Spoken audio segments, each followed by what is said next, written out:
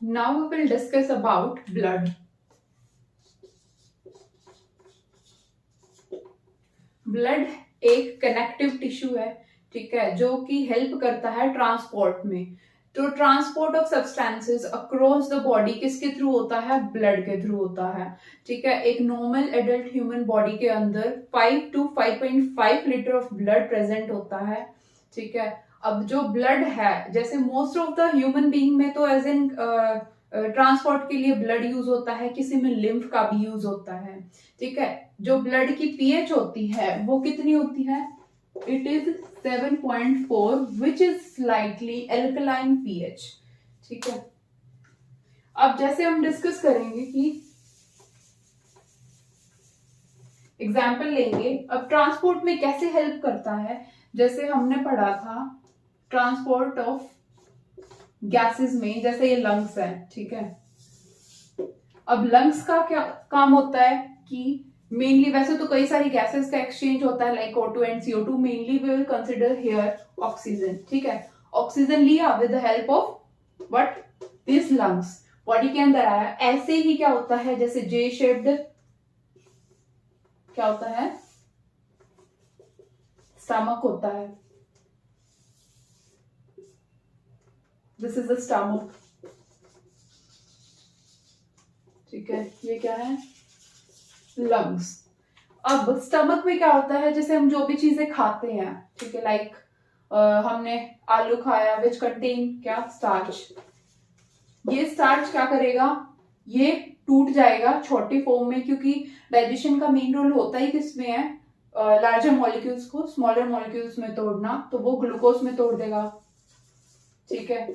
अब ये ग्लूकोज किसको चाहिए होती है? सेल को चाहिए होती है, दिस इज द सेल, ठीक है। अब सेल को लाइव रखने के लिए क्या जरूरत होती है?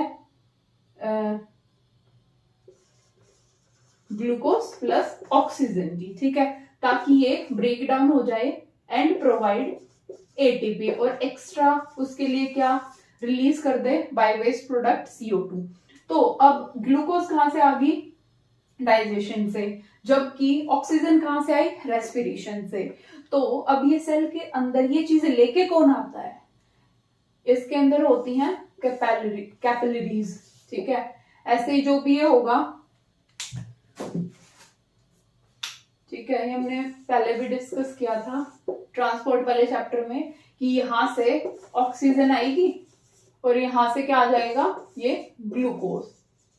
तो ये दोनों क्या है? सेल को इसके थ्रू हमें मिलती हैं, ताकि यहां से क्या हो जाएगा? एटीपी का प्रोडक्शन हो जाएगा, और ये जो CO2 बेस्ड प्रोडक्ट निकला है, ये वापस इसके लंग्स के थ्रू एक्सक्रीट हो जाएंगी, ठीक है।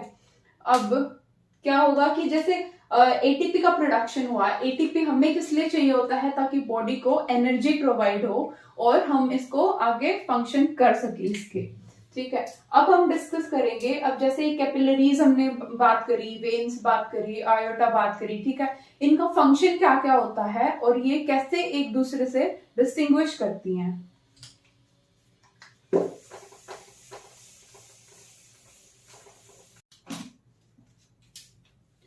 अब बात करते हैं हम हार्ट के बारे में। तो ह्यूमन हार्ट होता है वो 4 चैम्बर्ड हार्ट होता है। जैसे मान लो ये हार्ट है, ठीक है, इसका क्या है? ये मेरी राइट साइड है और ये क्या है? लेफ्ट साइड है। तो ऐसे ही हम एक स्ट्रक्चर बनाते हैं, ठीक है।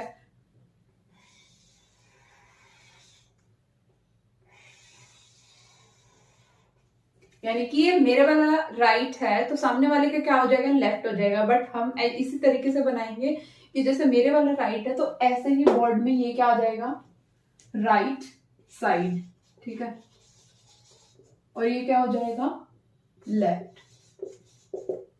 तो जो ऊपर वाले 2 स्ट्रक्चर होते हैं उसको क्या बोलते हैं? एट्रियम, ठीक है। अब ये 2 चैम्बर्ड हार्ट हो गया। अब जैसे डिस्कस किया था कि 4 चैम्बर्ड होता है, तो इसके 2 चैम्बर और बनाएंगे,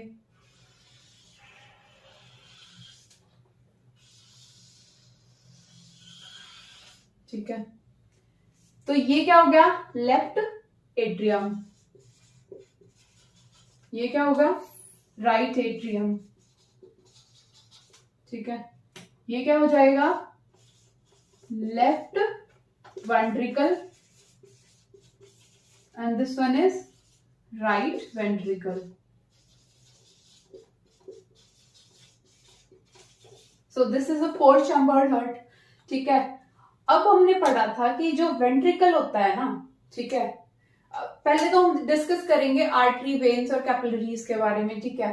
तो जैसे जो आर्टरीज होती है वो क्या करती हैं, ब्लड को कैरी करके जाती हैं away from the heart, A for away और ए फॉर आर्टरी, ठीक है। It carries blood away from the heart, this is called as artery, ठीक है। अब हार्ट से अवे ब्लड जाएगा, यानी कि पूरे बॉडी पार्ट में, मान लो यहाँ पे ऑर्गन है कोई, ठीक है, मान लो कोई लीवर लगा लो या कोई भी ऑर्गन है, ठीक है, जिसको किसकी जरूरत होती है, ग्लूकोज की, ठीक है, या फिर गैसेस की, ठीक है। तो अब होता क्या है कि जो हमारा लेफ्ट वेंट्रिकल होता है ना, उसमें मेनली क्या होता है, कौन सा ब्लड प्रेजेंट होता है, इट कंटेन्स ऑक्सीजनेटेड ब्लड, ठीक है, मान लो ये ब्लड है। अब लेफ्ट वेंट्रिकल से ही एक क्या जाती है, आर्टरी जाती है, ठीक है, अवे फ्रॉम हार्ट हो गया, ठीक है। It contain what, oxygenated blood, और it is the largest artery, जिसको हम क्या बोलते हैं, आयोटा, ठीक है।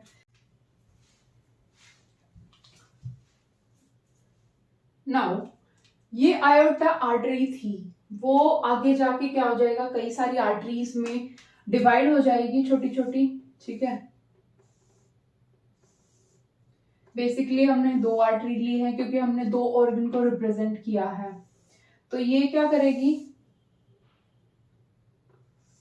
इन ऑर्गन में कैरी कर ले जाएगी व्हाट, ऑक्सीजनेटेड ब्लड, क्योंकि ऑर्गन्स को ऑक्सीजनेटेड ब्लड ही चाहिए होता है।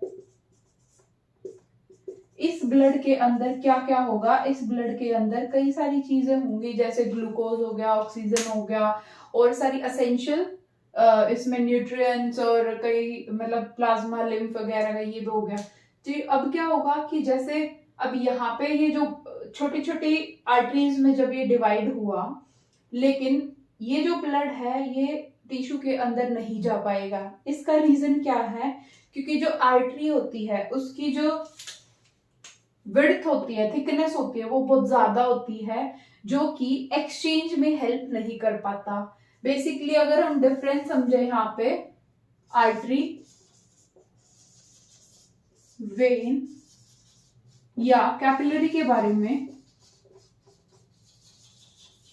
वो क्या है, जो आर्टरीज होती है ना, जैसे अगर मान लो एक ये आर्टरी जा रही है, इसका अगर हम ट्रांसवर्स सेक्शन अगर इसको कट करके देखें तो हमारे पास क्या आएगी, ऐसे, ठीक है, पाइप वाली शेप में, ठीक है, दिस इज आर्टरी। जो आर्टरी होती है वो 3 लेयर से मिलके बनी हुई होती है। फॉर एग्जाम्पल ये जो आउटर मोस्ट क्या हो जाएगी, स्क्वामस एपिथेलियम से मिलके बनी हुई होती है, ठीक है, इसका नाम क्या होता है, ट्यूनिका एक्सटर्ना, ठीक है। स्क्वामस जो भी लाइनिंग वाले सेल्स होते हैं उसमें क्या होता है, हमेशा स्क्वामस सेल प्रेजेंट होते हैं। अगर आउटर लेयर पे हुआ तो स्क्वामस एपिथेलियम, ठीक है, और इसको क्या बोलते हैं, स्क्वामस एपिथेलियम, ठीक है। देन इसके बाद क्या होता है, बेसिकली ये ल्यूमन हो गया, ये अंदर वाला जो पोर्शन होता है उसको क्या बोलते हैं, ब्लैक जो पोर्शन होता है इसको क्या बोलते हैं, lumen. Lumen is surrounded by various layers, ठीक है, ऐसे जो कि स्मूथ मसल्स की बनी हुई होती हैं, उसको क्या बोलते हैं, ट्यूनिका मीडिया, ठीक है, क्योंकि मीडियम लेयर होती है, ठीक है। और फिर ये लाइन किससे होती है, सेम स्क्वामस एंडोथीलियम सेल्स से, जिसको क्या बोलते हैं,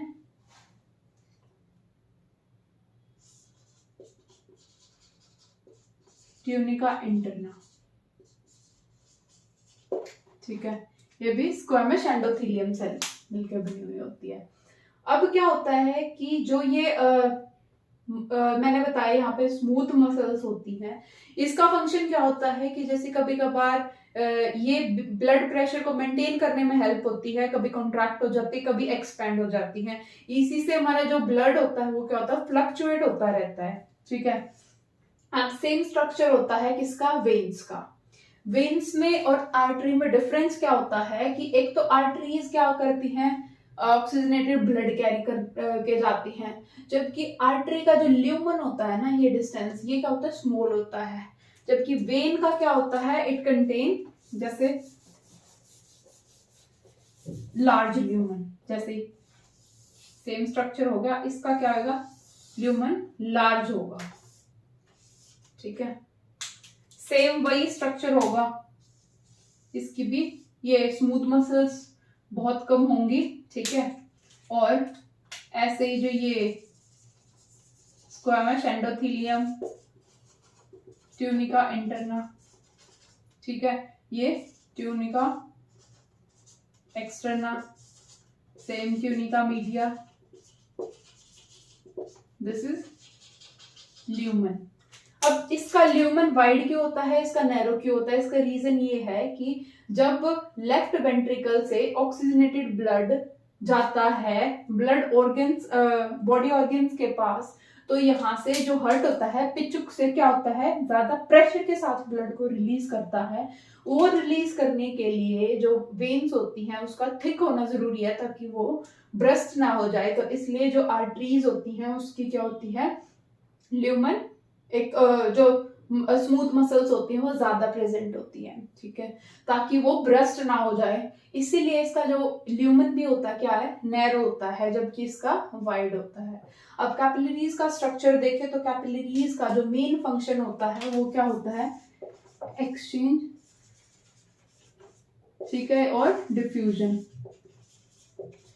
डिफ्यूजन तो गैसेस का हो जाएगा, ऑक्सीजन और कार्बन डाइऑक्साइड का। एक्सचेंज में कुछ भी मटेरियल हो सकता है, ठीक है, जैसे लिम्फ हो गया या फिर उसके साथ फ्लूइड हो गए, कुछ एसेंशियल विटामिन्स एंड मिनरल्स हो गए। तो इसलिए ये, और इसका जो स्ट्रक्चर होता है वो कैसा होता है, इट इज जस्ट लाइक कि उसमें कोई ट्यूनिका मीडिया या फिर ट्यूनिका एक्सटर्ना नहीं प्रेजेंट होती। इसके अंदर सिर्फ क्या, एक स्क्वेमस एंडोथीलियम प्रेजेंट होती है, जिसको ट्यूनिका इंटरना बोलते हैं। ठीक है, सो ये था आर्टरी, वेन्स और कैपिलरीज में डिफरेंस।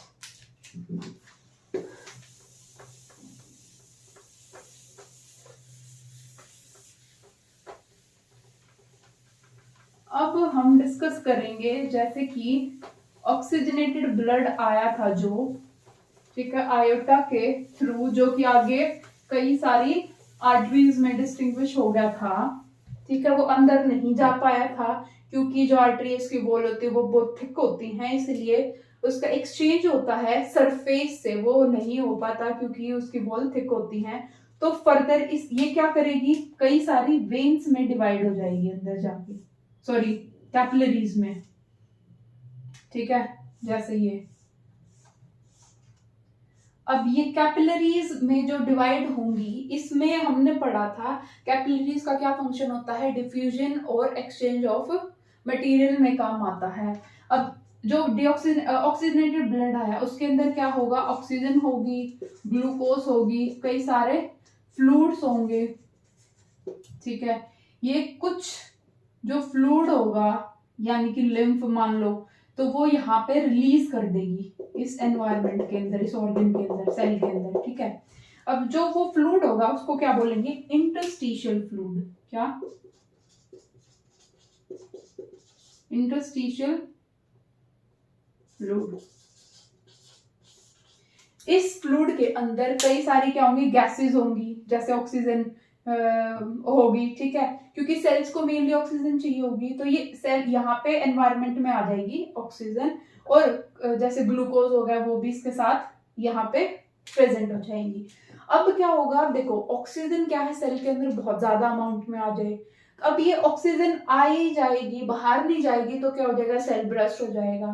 तो इसलिए होता क्या है कि जैसे जो भी यहाँ पे क्या, जो भी CO2 ऑर्गेन के अंदर थी, इस ऑर्गेन इस सेल के अंदर थी, ठीक है, CO2 वो क्या करेगी, इसी इंटरस्टिशियल फ्लूइड में चली जाएगी, मिक्स होके वापस से ये जो कैपिलरी आ रही थी इसमें क्या हो जाएगी, ये CO2 मिक्स हो जाएगी, ठीक है।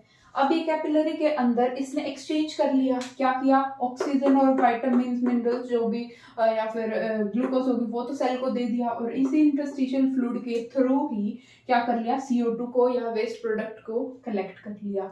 अब जब वेस्ट प्रोडक्ट कलेक्ट हो जाएगा तो क्या हो जाएगा, वो वेन में चला जाएगा, ठीक है। अब ये यहां से वेन की फॉर्म में मर्ज हो जाएगी, ठीक है, and it contain what, deoxygenated blood.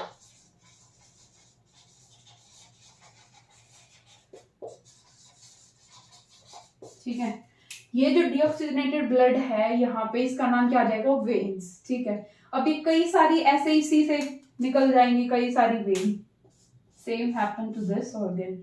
अब ये कई सारी जो वेन्स हैं ये कंबाइन होके एक वेन बना लेगी मोटी सी, उसका नाम क्या होगा, vena cava. It contain deoxygenated blood from the organs, और ये क्या करेगी, ये राइट एट्रियम जो कि यहाँ पे था, ठीक है, ये राइट एट्रियम था, इसमें जाके जुड़ जाएगी, ठीक है, इसमें जाके चली जाएगी और इसको डीऑक्सीजनेटेड ब्लड दे देगी। अब जो डीऑक्सीजनेटेड ब्लड यहाँ पे आया, ठीक है, राइट एट्रियम से वेंट्रिकल में चला जाएगा, सेम ही, ठीक है। अब यहां से फिर एक वेन फिर से इमर्ज होगी जो कि इस डीऑक्सीजनेटेड ब्लड को कंटेनिंग CO2, ठीक है, एंड वेस्ट प्रोडक्ट, इसको लेके कहां चली जाएगी, लंग्स के पास। लंग्स के पास क्यों, क्योंकि गैसेस एक्सचेंज जो होता है वो लंग्स के थ्रू ही होता है, जो हमने पहले भी पढ़ा था, CO2 और O2 का एक्सचेंज। ये जो लंग्स क्या होगा, ये कार्बन डाइऑक्साइड को ले लेगा और उसको वेस्ट प्रोडक्ट, वो जो हमने पढ़ा था एल्वियोलाई, ब्रोंकाई, ब्रोंक्यूल्स, फिर नॉस्ट्रल पैसेज के थ्रू बाहर चला जाएगा CO2, और क्या आ जाएगा, फ्रेश ऑक्सीजन वो हमें किसको देगा, फिर लेफ्ट एट्रियम को, ठीक है।